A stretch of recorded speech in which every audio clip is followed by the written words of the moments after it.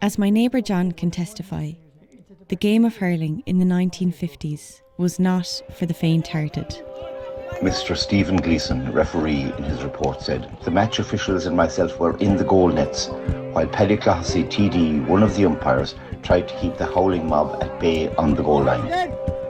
Then some of the Kildimo supporters tore the goal nets in shreds in an effort to get at us.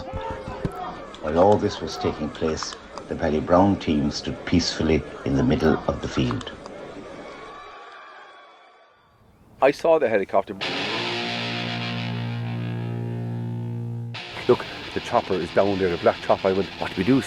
Will we leave him? I was saying, no, let's leave him. Yeah, and you were saying, no, let's go. No, we need to go and see this for real. Like.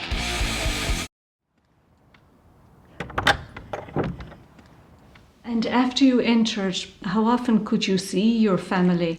Once a month, they were allowed into the parlour. For, I suppose, an hour maybe.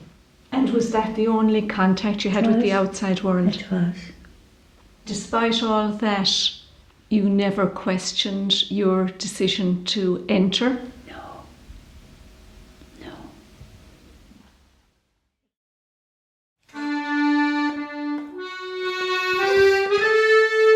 I'll send it to you, I said, within a fortnight.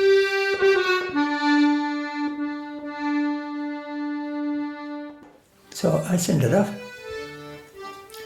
And the next thing, 2 policemen came up 24 hours later. And they said, "Did you send something?" She said, "Down to Miss De Vesey." And I said, "That's right." I said, "Yeah, we sent her that." He said, "Yeah, I'd bad news for you," he says. "It's trouble, I'm afraid."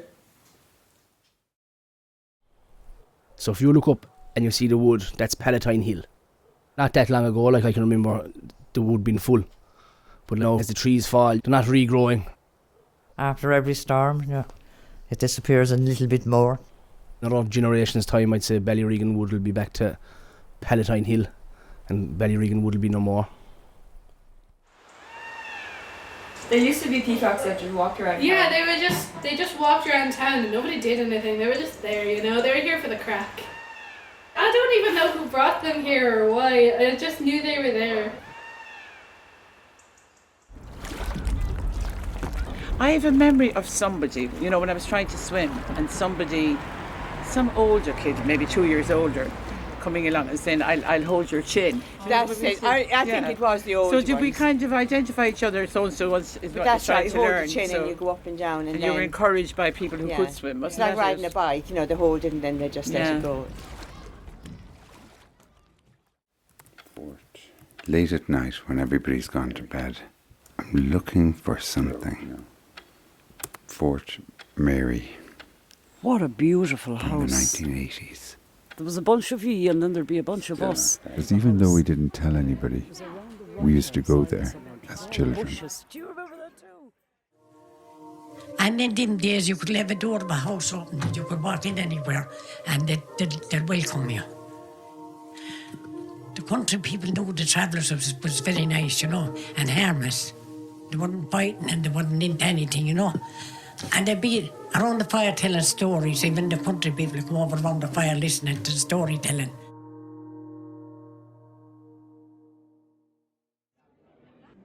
And of course, at that time there was no electricity, there was no lights or anything in the flats, you know. The grandmother would roll up a newspaper and light it.